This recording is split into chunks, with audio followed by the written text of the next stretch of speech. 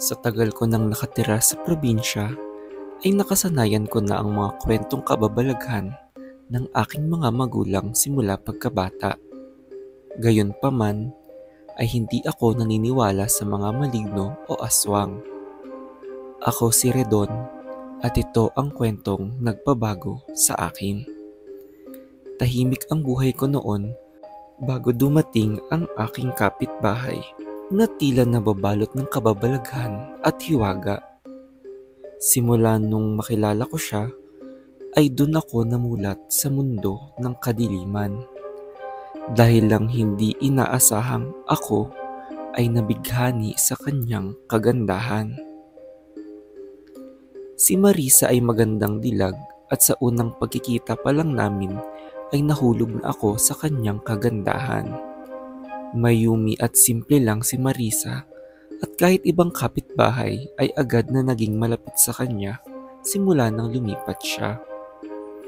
Maliit lang ang komunidad namin sa aming bayan at lahat kami ay magkakakilala na. Kaya naman malaking balita ang magkaroon ng bagong lipat sa amin.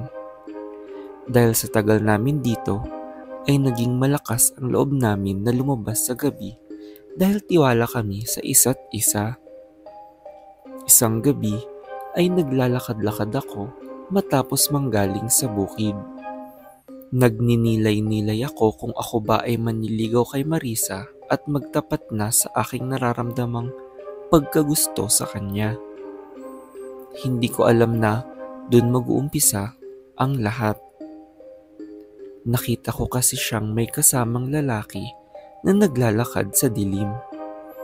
Dun ako napaisip na malamang ay may ibang nanliligaw sa kanya. Nilagpasan ko sila hanggang sa bigla akong makarinig ng malakas na sigaw. Agad akong tumakbo sa kanila at nagulat sa aking nakita. Nilalapan ng isang aswang ang lalaking kasama ni Marisa. Humihingi ito ng tulong sa akin, ngunit sa takot ko ay tumakbo ako papalayo. Humingi ako ng tulong sa mga kapitbahay, ngunit nang balikan namin ng lalaki ay huli na ang lahat. Lasog-lasog na ang katawan nito at wala na ang aswang. Natagpuan namin si Marisa na duguan at sira-sira ang damit sa malayong lugar. Ipinaliwanag niyang tumakbo siya papalayo at niligtas siya ng kanyang kasamang lalaki matapos makita ang aswang. Ilang linggo ang nakalipas at hindi pa rin kami makapaniwala sa nangyari. Sa tagal naming nakatira sa probinsya, ay unang beses naming makaengkwentro ng aswang. Hindi man ako naniniwala, ay ako ang mismong nakakita sa nangyari. Nabalot ng takot ang aming bayan at lahat ay naging mas maingat na sa paglabas-labas. Dahil mag-isa lang si Marisa sa kanyang bahay, ay ako ang sumama sa kanya para bantayan siya. Dahil doon, ay naging mas malapit kami sa isa't isa. Nagulat ako nang biglang sabihin sa akin ni Marisa na may madilim siyang lihim at sinusundan siya nito kahit saan siya magpunta. Yun daw ang dahilan kung bakit siya lumipat. Ayaw daw niyang masyadong mapalapit sa akin para hindi ako masaktan. Nadala ako sa bugso ng damdamin kaya agad ko siyang hinalikan at sinigurado ko sa kanyang hindi ko siya pababayaan. Naluha si Marisa dahil natatakot daw siya para sa aking kaligtasan. Doon ko naisip na marahil ang lihim niya ay siya ang sinusundan ng aswang. Simula nun ay humiling si Marisa na dumistansya muna ako sa kanya at kaya na niya ang kanyang sarili. Labag man sa aking damdamin ay lumayo ako sa kanya at binantayan na lang siya patago.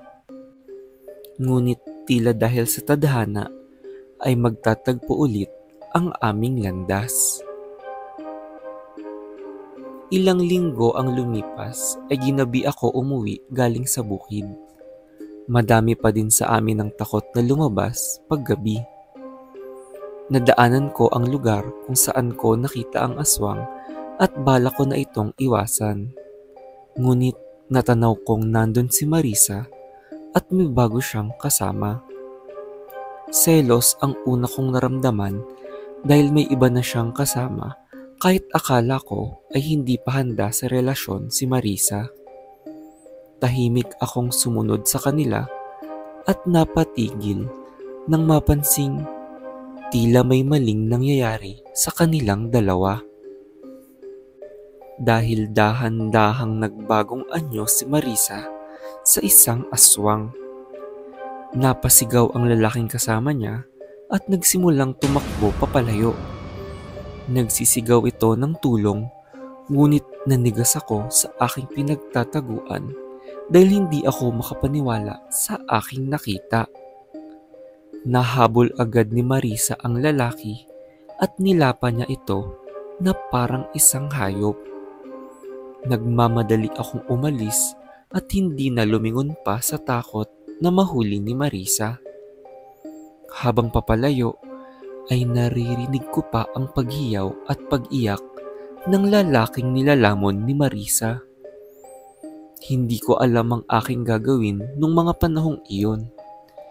Inisip ko kung isusumbong ko na ba si Marisa sa aking mga kakilala, ngunit naisip kong baka walang maniwala sa akin. Naisipan kong harapin muna siya para makapagpaliwanag muna siya sa akin.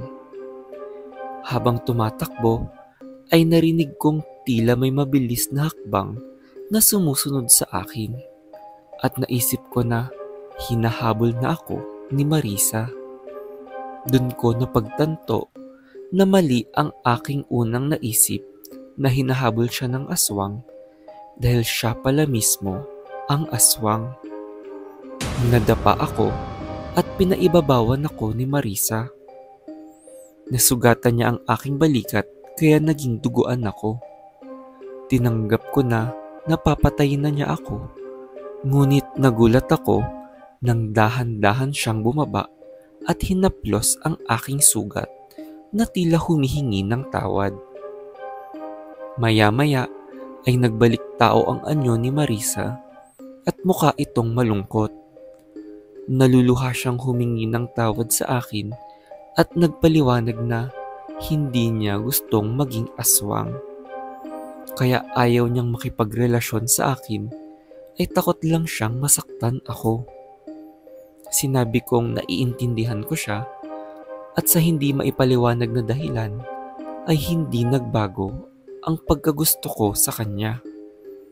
Sinabi kong handa akong damayan siya sa kanyang sitwasyon at hindi ko siya iiwan. Umiyak siyang niyakap ako at nagpasalamat sa akin. Isa sa napagkasunduan namin ay huwag siyang mangbiktima sa aming bayan dahil mga inosenteng tao ang nakatira dito. Kaya naman naisipan naming maglibot sa buong bansa para hindi din kami mahuli at masundan ng kung sino man.